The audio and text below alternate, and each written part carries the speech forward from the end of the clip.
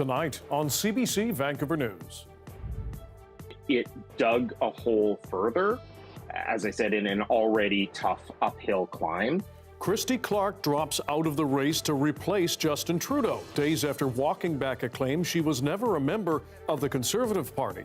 Plus, Canada is becoming a riskier place to live, work, and insure. Brace yourselves. Insurance groups warn you could be paying more this year amid climate-linked disasters. And so I live in Vancouver, and I have no friends. Feeling homesick. How newcomers to Canada are fighting loneliness. I'm on my way. This is CBC Vancouver News.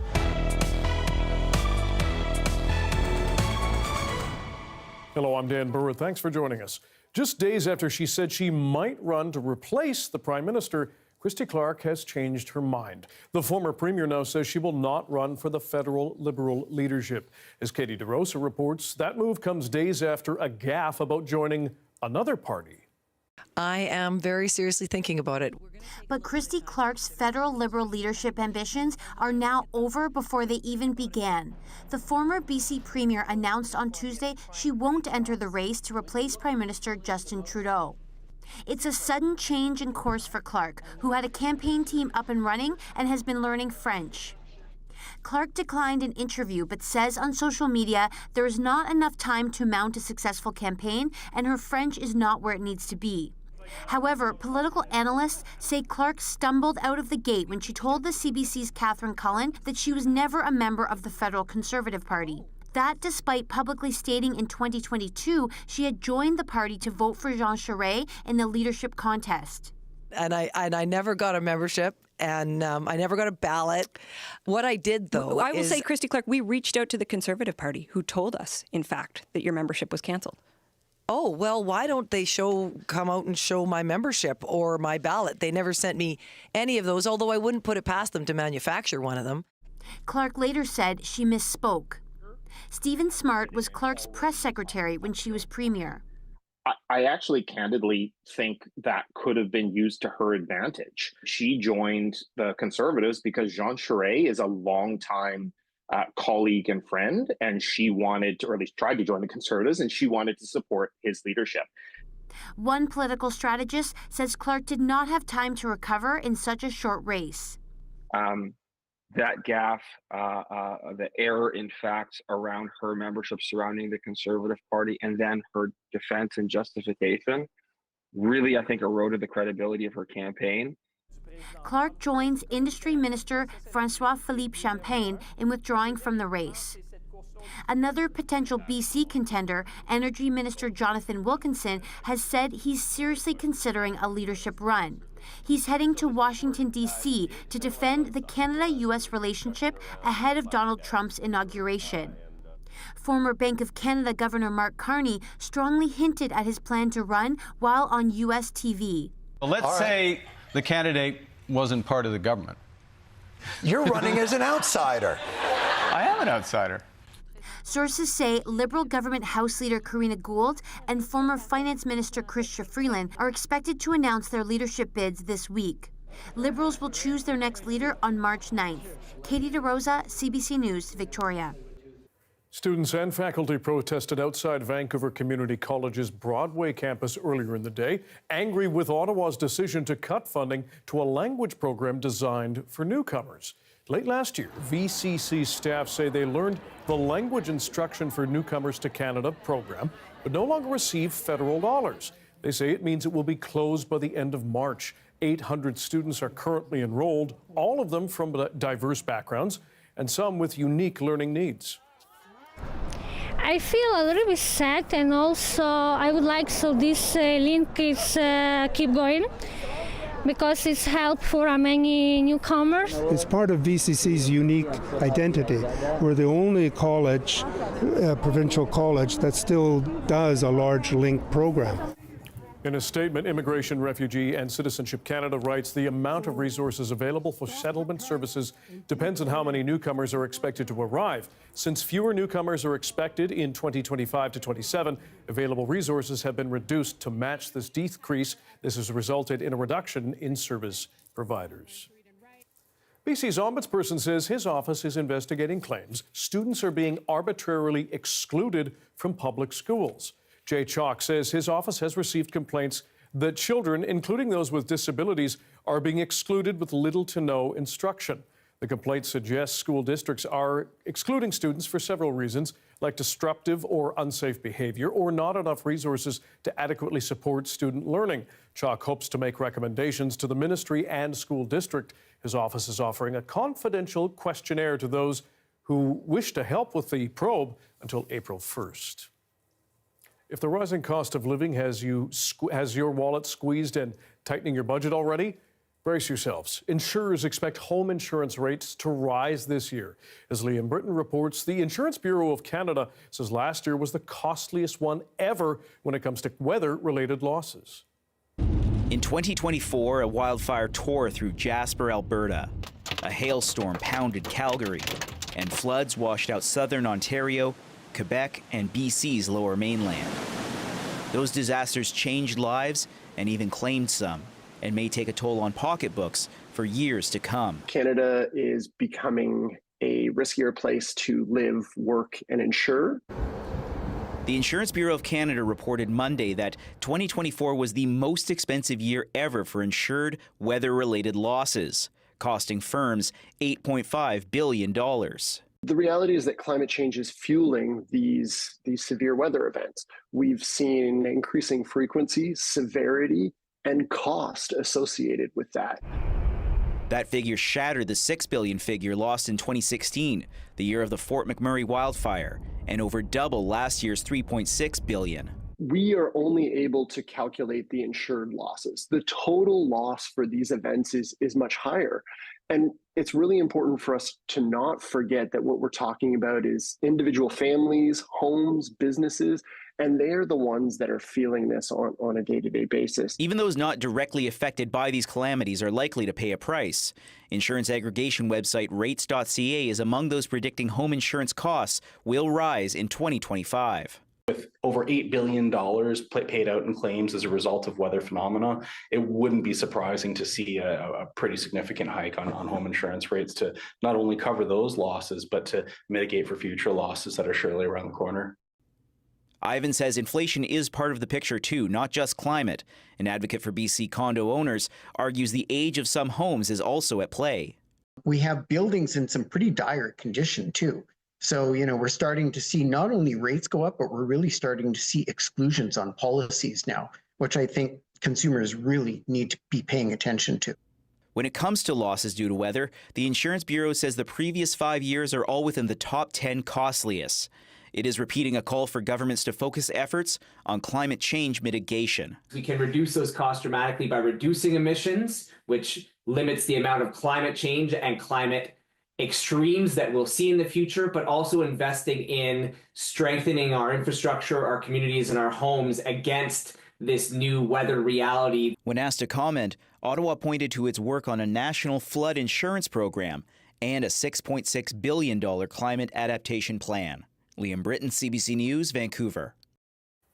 Now, still with the cost of living, a new survey by Ipsos is painting a bleak picture of life here in BC. Respondents are increasingly worried about rising personal debt and the risk of going into insolvency.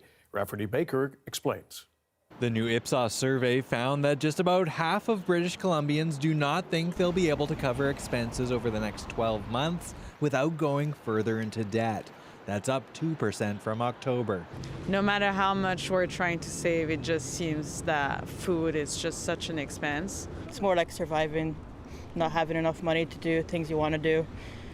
That's mostly going towards bills and affording having pets too. Like getting like a babysitter or something seems almost out of the question at this point. So the survey done for financial company MNP found 46% of respondents in BC say they're within $200 of not making ends meet each month, a 9% increase. Our biggest challenge that we hear about is seniors just not be able to pay their bills and looking for assistance. So one option certainly is that they're looking at insolvency.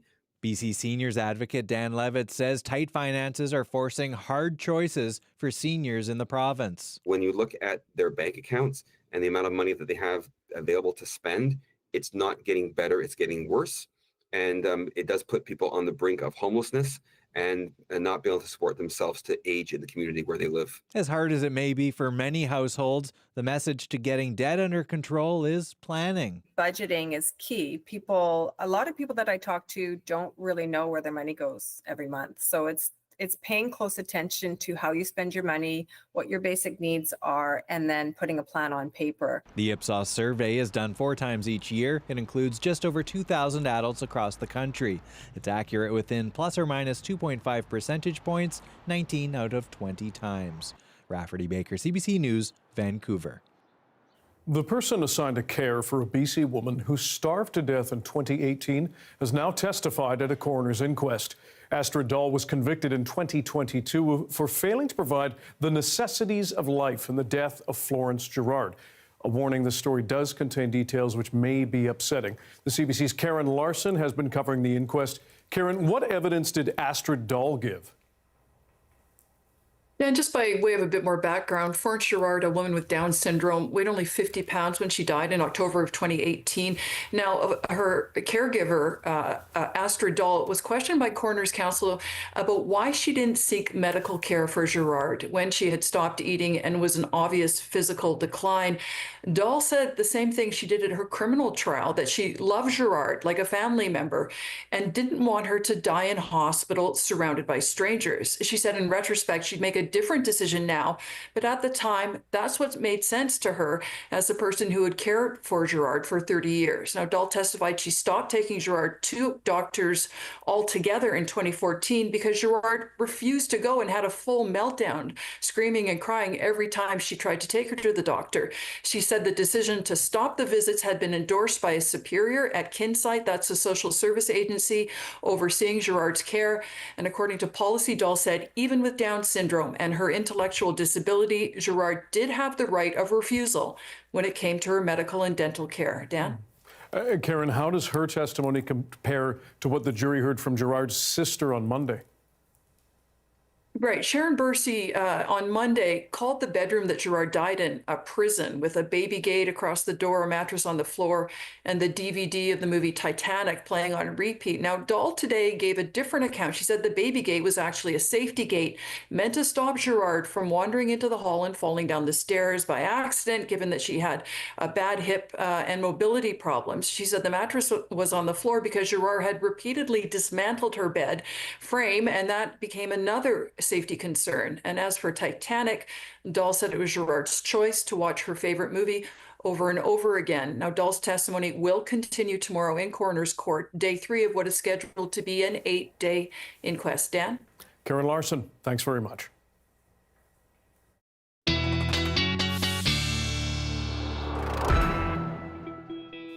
Darius Madavi joins us with a look at the weather and some moisture hitting the coast of BC. Oh yeah, looking a bit stormy if you're up on the north coast or parts of the northwest. It'll also make its way down to the central coast. Now that's going to continue to work its way south over the next couple of days. We're going to have a cold front work its way across the province. We're going to see that big temperature drop as we get into the end of the week. For now, still quite dry across most of BC, quite calm. That'll start to change as we get into late tomorrow, and then really change as we get into Thursday as we see that precipitation move across. Still not looking too stormy in most places, but a little bit of precipitation for sure. So here you can see on the North Island, as we get into tomorrow late in the day, we're going to see that system start to work its way down, reaching us here in Vancouver by Thursday morning. And then we start to see some clearing up as some cold and sunny conditions take over for Friday. Dan?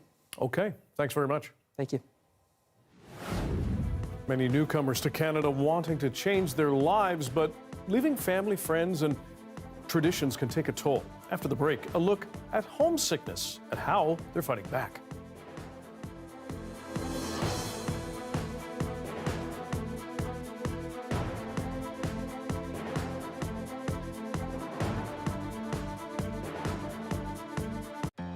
I'm Stephen Quinn, and I love living here in Vancouver, BC. It's a city with world-renowned beauty, but it's not all sunshine and rainbows. In our new daily podcast, This is Vancouver, we're exploring the diverse range of issues and stories in this city, the good, the bad, and everything in between, as told by the people who live it every day. Don't miss This is Vancouver, available wherever you get your podcasts, and I'll talk to you soon.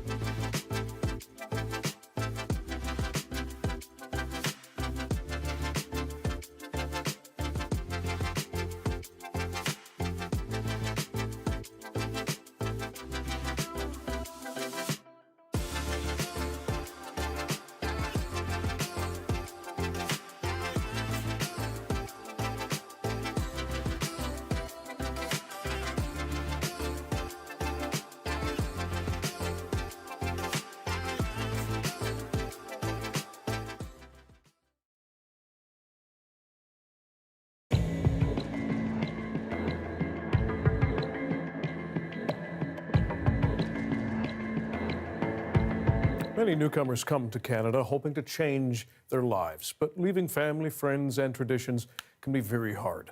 A new survey commissioned by CBC News shows the vast majority of newcomers feel homesick.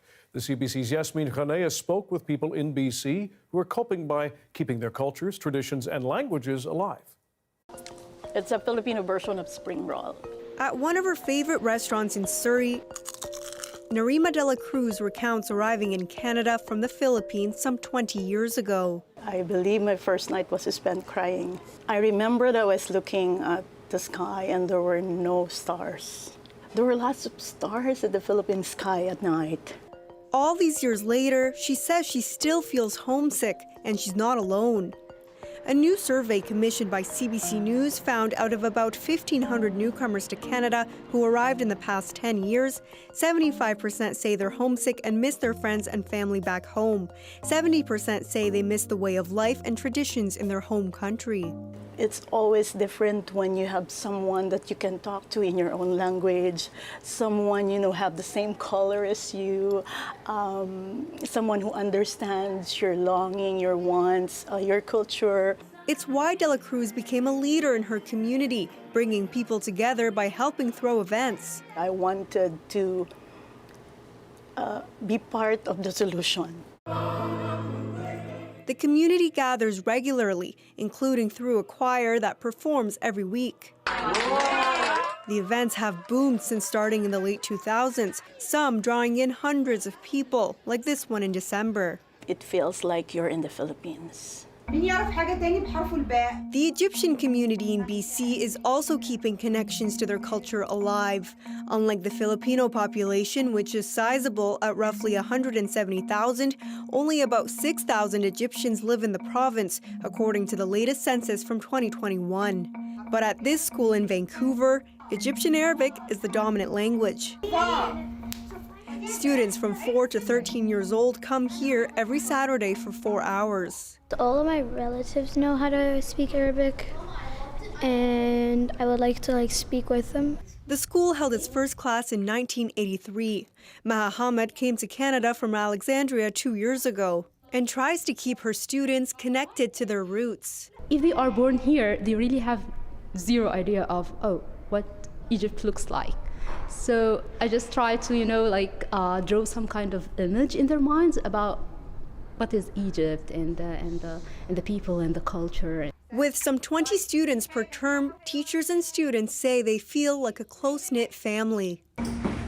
Meanwhile, in another school, Simon Fraser University student Loretta Umokoro is missing home.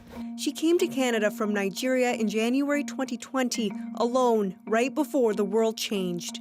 It's one thing to talk to your family over the phone, but having them in flesh is a whole other experience. When people started traveling again for the holidays, the homesickness hit. All my friends were going back home, but I wasn't going back home. Until she made new bonds with a fellow Nigerian whose family invited her in for Christmas. That was amazing. I think that really helped me, just being around people from similar cultures as me, eating the same food I would have eaten back home. Umokoro hasn't been home in 5 years, but plans to go later this year. I'm counting down. I know the year just started, but I'm counting down. Lizeth Escobedo works closely with immigrants at the YMCA in Vancouver. She says all newcomers will feel homesick at some point. We do have it differently, and it's something completely normal. And understanding that we are not all by ourselves in this journey and this experience. And while they say it may never be exactly the same, people are doing what they can to build a home away from home as they choose a new life in Canada. Yasmin Ghanea, CBC News, Vancouver. A look at the day that was in Osoyoos, sun dazzling the hills on the east side of Osoyoos Lake. Could it lead to some ice? Darius will tell us in his BC-wide forecast after this.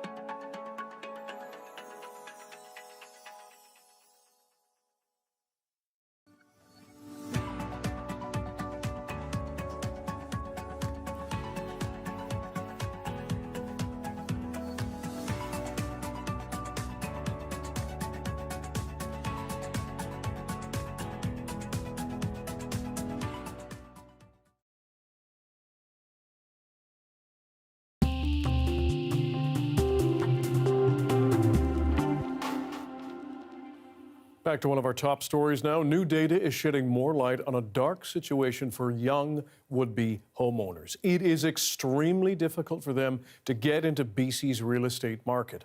As Belpuri explains, incomes are not keeping up with housing costs. At a midweek open house, the hope is to attract a couple with children to this Olympic Village condo. At $1.5 million, though, for many it's hard to qualify without help from family. Realtors hear that every day. Even a couple that is both working, we hear them talking about their different parents helping out. Very often is a topic that we've been hearing for the last few years. A report by Vancity suggests that since 2018, the average monthly household income of its members has increased 27%. During the same time, monthly mortgage payments have surged 53%, effectively outpacing income growth. When I'm doing an intake with a new prospective client, I get to a point in the conversation where I ask, do you have any support from family? And I tell you that I white knuckle through that conversation every time, because if the answer is no, it's going to be substantially harder for them. Intergenerational wealth has become a key for young would-be owners. When they come to look at the suite, they will say they'll bring the parents. Obviously, we never ask personal questions, but we feel that part of the down payment perhaps will come from the parents. It's not just a feeling, it's a reality. The Vancity report indicates over 20% of residential properties owned by people born in the 1990s are co-owned with their parents. It's a growing trend, fueling the significant role between family wealth and accessing home ownership. Average down payments in BC have also gone up to almost $180,000. Parents these days are quite understanding. As far as we can see, a lot of them thinking instead of leaving inheritance, maybe help them out now. There's a term called living inheritance these days. For how long, it's hard to say, but right now, relying on family wealth has become a common way to help people own a home. Belpuri, CBC News, Vancouver. For more on this report, we want to bring in Joe Reid. He is the Vice President of Wealth Management and Impact Investing with Vancity. Joe, thanks very much for being here. Appreciate it. Me. So we just heard some of the challenges that facing people, particularly young people, getting into this market. We've known this for a long time, that BC is a hard market, especially with that discrepancy between household income and the cost of a mortgage. How is that gap influencing the market? You know, it's a really interesting thing when you start to see how big that gap is. When the income has grown in the household income, and it's gone up about 27% since 2018, but when you look at that gap on the mortgage side, it's grown 53%. So it's a large amount that it's gone up. So where that's showing up in the marketplace is it's making it more challenging for young people to get into the market, and they're having to look at different ways to do that. So obviously a lot of people getting help from families. We heard the bank of mom and dad, that old phrase, in order to secure property, or at least try to do it. Right. Are we seeing any other trends, any other ways people are doing that or trying to? Yeah, it's interesting. My niece and her husband, they bought a place and they actually rented out the basement. And we're seeing a large number of people that are doing that. In fact, 12% of our members that are in that younger age group are doing that. And that's a great way of being able to get into a place, but it also creates rental stock for people to be able to come in and have a place of their own as well. What happens though, for example, if I can ask, were they able to do that on their own, or did they need help? No, they were able to do that on their own. They were lucky in that way, but there are a lot of people that are having to look, as you said, the bank of mom and dad. We've looked at it from that inheritocracy point of view, where you're starting to see people have to have multiple generations helping in order to get in. But you know, there are other spots in the world where renting is actually the norm.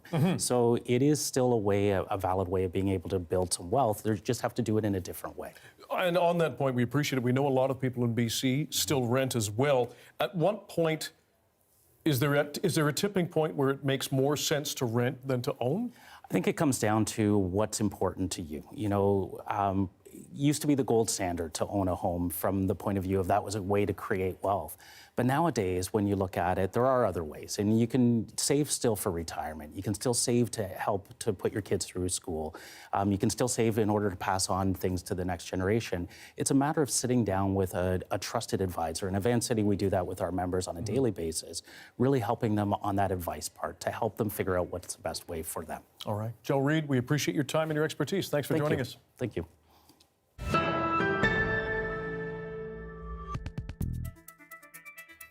As we told you earlier, the federal Liberal leadership race is narrowing as two well-known names bow out. Meanwhile, a big outsider was on an American late-night talk show to drop hints about diving in. The CBC's Ashley Burke has the latest from Ottawa.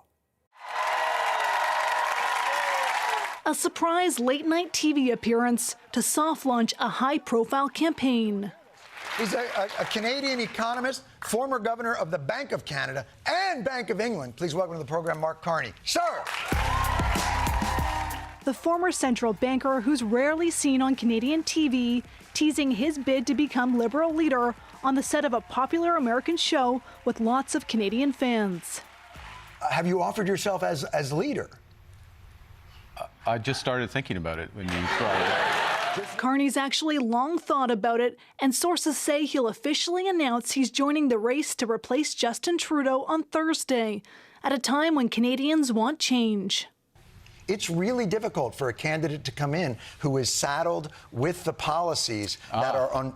But let's say the candidate wasn't part of the government. Let's say the candidate did have a lot of economic experience. Let's say the candidate did deal with crises. Let's say the candidate had a plan to deal with the challenges in the here and now. Carney's teasing he's running while Canada's industry minister is being frank. He's out. It was probably one of the most difficult decisions in my life, but I think it's the right one at the right time. Former BC Premier Christy Clark also making the decision not to run. She's blaming her lack of time to campaign and her French skills that need improvement. I came out and I supported Jean Charest. But this interview on CBC's The House, showing her lack of memory about joining the Conservative Party, could have done her in. You voted in the race, did you not? No, I didn't. And I never got a membership, and I never got a ballot. What I did, though, I will say, Christy Clark, we reached out to the Conservative Party, who told us, in fact, that your membership was cancelled. That leaves a lot of space for the youngest contender, House Leader Karina Gould, who sources say will announce her bid this week. I think it is extremely important that we have a younger voice in the race. Those who want to lead the Liberal Party have to declare their intentions by next week. Sources say former Deputy Prime Minister and Finance Minister Chrystia Freeland is expected to launch her campaign by Monday. Ashley Burke, CBC News, Ottawa. Ontario Premier Doug Ford says it is time for Canadian leaders to get their act together. He's calling for a united response to Donald Trump's threat to impose tariffs on all Canadian goods. The 13 premiers will meet with Prime Minister Justin Trudeau on Wednesday, with less than a week before Trump returns to the White House. More now from Kate McKenna. The clock is ticking, and Donald Trump's tariffs on Canadian goods could come into effect within a week. It could cost 500,000 jobs. This is serious. It's unprecedented. Some provincial officials were out talking about the border, announcing measures to stop illegal drugs and immigration. It's Trump's big ask as premiers push the president-elect for a change of heart on tariffs. Today, we are here to announce taking some further and additional steps to enhance the integrity of the border. Saskatchewan promised to redeploy 16 officers for border surveillance. Quebec says it's boosting security here, an area known as the Swanton sector, where 19,000 people crossed illegally last year. With the RCMP, with the Sûreté du Québec, with different partners, there's around 800 resources on the ground each day to see the situation at the border, to respond to illegal crossing. But Trump seems determined to bring in tariffs on Canadian goods, seeming to ignore that the extra costs will likely be passed on to American consumers. He posted today he'll create an external revenue service to collect tariffs. The premiers say they're not giving up. Our commitment is to fight for your jobs. Our commitment is to ensure that through a period of political turbulence and economic uncertainty, that we protect your job and your ability to provide for your family. Today, the federal finance minister met with Doug Ford. They spoke about the national border plan and the new public safety minister, David McGuinty. I saw the plan for border security. It's phenomenal. As I said to Minister LeBlanc, have Mr. McGuinty get out there and start promoting it, because it is a solid plan. Doug Ford also says Ottawa should come up with a stimulus package to help companies if the tariffs go ahead. He'll have the chance to make his case to Justin Trudeau directly when the premiers meet with the Prime Minister tomorrow in Ottawa. Kate McKenna, CBC News, Ottawa. Fire crews in Los Angeles remain on high alert amid warnings from the National Weather Service that the city could see, quote, explosive fire growth. More from California after this.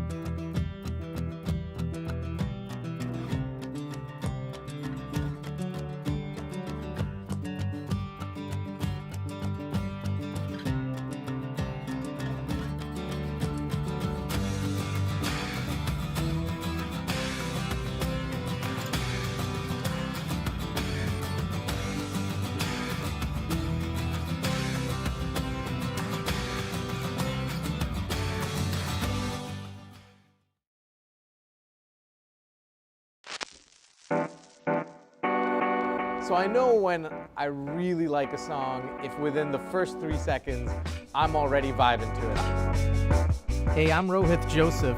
Vibin' is the new show all about discovering great new songs and fresh artists from across BC and beyond.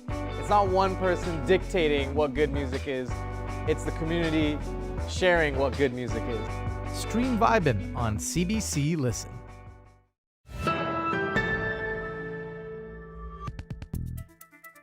In Los Angeles, millions are on alert with fears the deadly wildfires could quickly get worse. High winds are expected to fan the flames, which have already killed at least 24 people and wiped out thousands of homes. Still, as Cameron McIntosh shows us, people are finding ways to lean on each other. On a day of great tension, some levity. And believe me, these people can eat. Oh my God. Comedian Jay Leno pulling into the fire zone with a vintage fire truck full of food for firefighters. I just think whatever you can do to help out those that need some help. I mean, I've been very fortunate that California's been good to me. But there are fears the LA fires may flare up again. The National Weather Service warning of a particularly dangerous situation, with possible wind gusts up to 80 kilometers an hour going into Wednesday. The anticipated winds, combined with low humidities and low fuel moistures, will keep the fire threat in the LA region critical. Here's why that gusting wind is so worrisome. Below me here, you can see where firefighters held the line. There's still hoses on that slope there. The homes were saved, but the valley below is completely scorched. Just beyond it, we can see smoke rising out. There's still heat down there. And what they're doing now is they're going in from that perimeter and mopping up 100, 200, 300 feet inside so that every hot spot in that section is out and dead. Thousands of homes are destroyed with damages in the billions. The big fear, more loss of life, as search and rescue use cadaver dogs to comb through the fire zone looking for others missing. It's active, not easy work, and the good news was that no other remains were found yesterday. Meanwhile, others wait nervously. In nearby Malibu, Kim Bubbs clears brush from around her home. Originally from Oakville, Ontario, she's just outside the evacuation area, but still at risk. You're just on high alert all the time. So it's been very harrowing, very difficult. My daughter's school burned down, so it's hard on the kids. Along the Pacific Coast Highway, hundreds of fire trucks sent from across North America wait on the ready. In a country so divided, a display of humanity, and says Leno, maybe a moment. It's a horrible price to pay, but at least some good. You're trying to find good in everything. Cameron McIntosh reporting.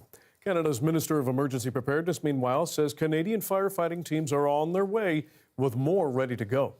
One of the things that we've been offering up is our expertise and our own experience from the different wildfires. Our heavy urban search and rescue teams, like here in Vancouver and also in Calgary, played a very good, important role when it comes to doing the damage assessment in a lot of the properties, and what's safe, what isn't, for people to go back to. At least 24 people have died in the fires. The biggest of them, the Palisades blaze, is only 17% contained so far. It has grown to more than 3/4 the size of the city of Vancouver. As you just saw, Canadians are among the LA residents who have lost everything in these wildfires. Tens of thousands of people from Canada live in California. And as Lindsay Duncombe explains, after starting a new life in the U.S., many will now have to begin again. It's like we're starting over again, starting our life again. Brian Hughes grabbed one guitar when he left his Altadena home and music studio. The rest are gone. So how many guitars did you lose? About 40. 40? Yeah. Hughes is originally from Edmonton. He leads the tour band for Canadian Celtic singer-songwriter Lorena McKennitt. His home was a place where people would gather to create music. It was like a little oasis. For now, he and his wife are staying with a friend from Ontario, soon moving to the California condo of a former guitar student from Edmonton. And he said, hey man, you can, stay in my condo in Pasadena, till, middle of March, or maybe even longer if you want. The hardest part is the anxiety of not knowing what's next. This is my grandmother's. Karen Weber's family lost their home in the Palisades. What they grabbed when they had to flee, so Canadian. And we took the skates, of course. Yeah, didn't get the hockey equipment, but we got the skates. They just managed to secure a rental home. It's been tough. And the prices are going higher and higher and higher. They're asking for 2-year leases, which is crazy when you're so frantic. In the back of our mind, we're thinking maybe we'll spread our money a little better and come back to Vancouver for a couple months, and before we even start the building process. With the leaves and the forest pattern, because that's what I left behind to come down here. NASA scientist Raymond Francis saved the quilt his grandma made him to remind him of Sudbury. few little mementos. And this space-themed box of precious mementos. Here's my friend and the driveway. He had just purchased his Altadena home. He's had offers to come stay in Canada too. But in the end, I came here to explore the planets, and that's where we do this. So I'm going to do my best to stay here. Rover missions. But like so many Canadians at the top of their fields, LA is the place to be. However changed it is. Lindsay Duncombe, CBC News, Los Angeles.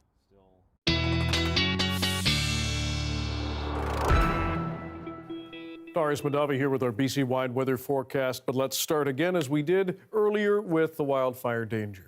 Right. So fortunately, Dan, the winds were not as bad today as they could have been. That is the good news. But they are expected to surge again tomorrow. We're not out of the woods tonight yet either. If we take a look here, run this forward, you can see those winds popping up at times. This is sort of the total fire dangers, taking into account that lack of moisture as well as those winds. You can see tomorrow coming back up into that extreme range, which is why today we had this extreme fire danger rating issued by the National Weather Service around parts of LA. As we get into tomorrow, a little bit better it's looking, but still not great, still seeing that critical fire danger. And that's why we have these red flag warnings, these supposedly once in a decade, but twice this week, red flag warnings issued that will last through tomorrow as well. If we zoom in here, you can see the latest fire perimeters too in a lot of these areas where some of these are 100% contained, but others well under 50% contained. So hopefully as we get through tomorrow, once we get through those winds, things will start to look a little bit better as we get into Thursday. Here you can see the peak gusts for yesterday. Here are the ones for today. Again, not as bad as they could have been, which is good. But if we take a look at this wind forecast, you can see it's starting to pick up once again as we get into tomorrow. So once we get through that, that's through the worst of it. So that's a little bit of good news. Now let's come up here to BC. We can see that a little bit of precipitation is hitting the north and central coast now, going to work its way back up to the northwest. And then we're going to see the next sort of prong of that start to work its way down at the coast and then break into the interior as well, bringing with it a lot of that Arctic air. I'll show you the temperatures in a second. But first, we see that precipitation work its way down the coast, reaching us here in Vancouver Thursday morning. Probably we could start to see a little bit of showery activity just after midnight on Wednesday for the South Island and for the lower mainland. But for the most part, a little bit Thursday morning before it works its way off. And really, after that, we get another ridge of high pressure. That means a lot more cool, calm conditions on the way for pretty much the entire province. Now, if we take a look at our highs over the next few days, we're going to see tomorrow pretty similar to today. Once we get into Thursday, we start to see the hint of a drop. Once again to Friday, big drop across BC. It's the same situation with our lows, which are going to look, again, pretty similar tomorrow night to tonight. And then once we get into Thursday night, that's when we see that bigger drop and staying low for Friday as well. Now, if we take a look at our conditions across the province tomorrow, a little bit of sunshine, a lot of precipitation on the way for parts of the coast. But other than that, Dan, especially here in the lower mainland, one day of showers and then some more calm conditions, a bit cool on the way. And just be aware of that fog tomorrow across much of the south coast. Okay, good advice. Darius, thanks very much. Thank you.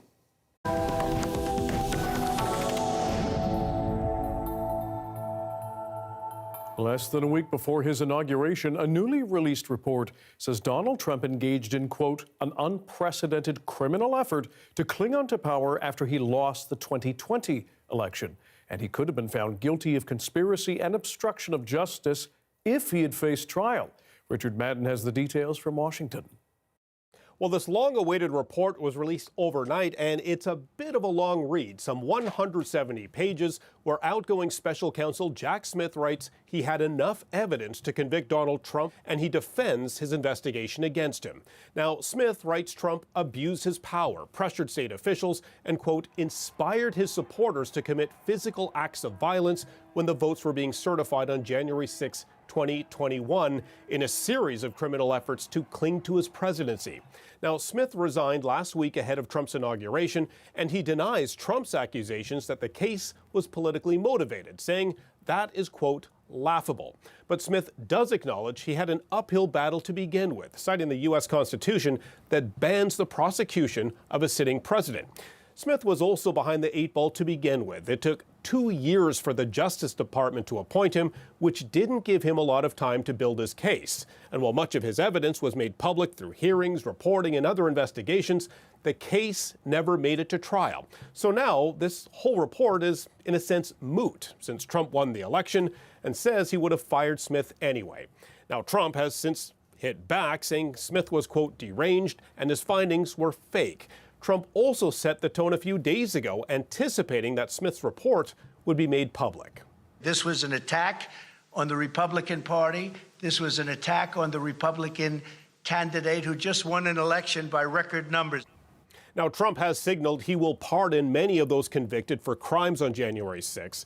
But it's also worth noting Smith wrote a second chapter that gets into Trump's handling of classified documents. But a judge has blocked that from being made public, at least for now. So the outgoing Attorney General is heading to court to fight for its release. Richard Madden, CBC News, Washington. It happens every 12 years. The world's largest religious gathering in India is expected to break attendance records. You'll want to see more of this.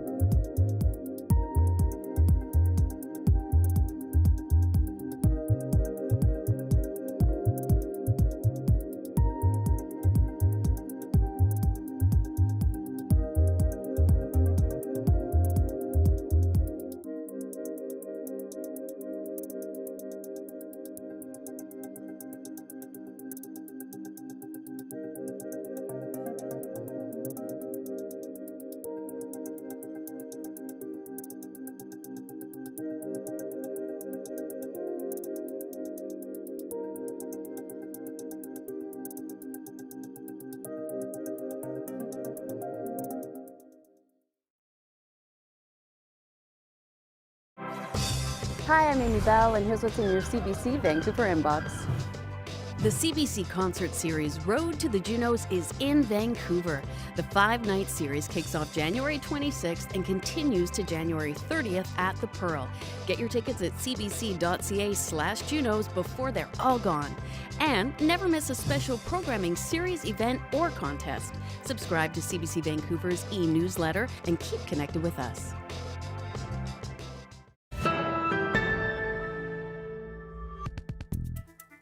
The Vancouver Whitecaps have a new head coach.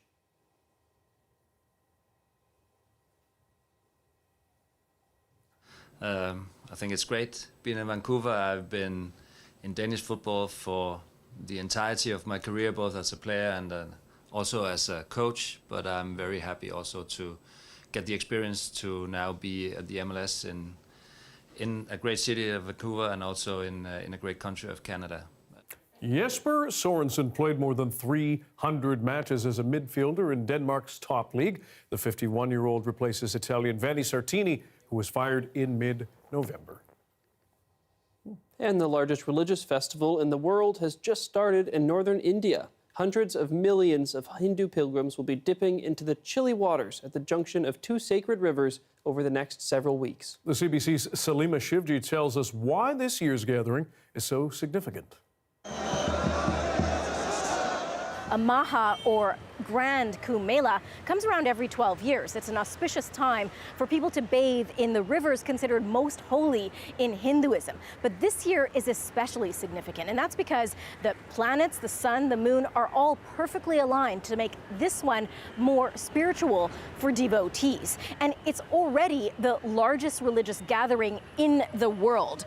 It's so big it can be seen from space. And today alone, some 20 million people have bathed in the waters considered holy at the spot where the Ganges, the Yamuna, and the mythical Sarasvati rivers meet. I can visualize myself being there. It was one of the most wonderful experiences of life. The devotees today led by thousands of Naga sadhus, holy men smeared in ash, naked and plunging into the waters. The river is thought by devout Hindus to purify souls and wash away sins. This year, a staggering 400 million people are expected to converge on this area.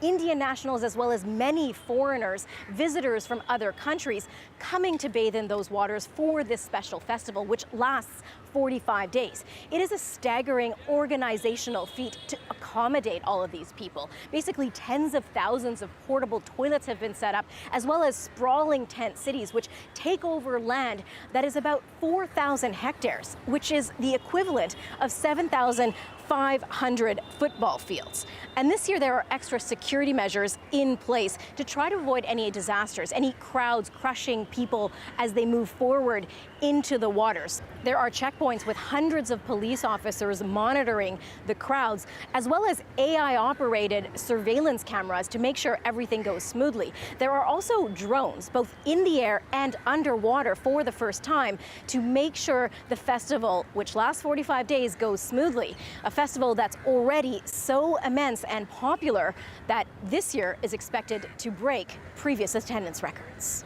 Salima Shivji, CBC News, Mumbai. 400 million people. Just about the population of the United States. Yeah, a little over. For over 45 days. Good to have the logistics ready. Thanks for being with us tonight on CBC Vancouver News at 6. We will have your next local news at 11 o'clock, right after the National. See you then.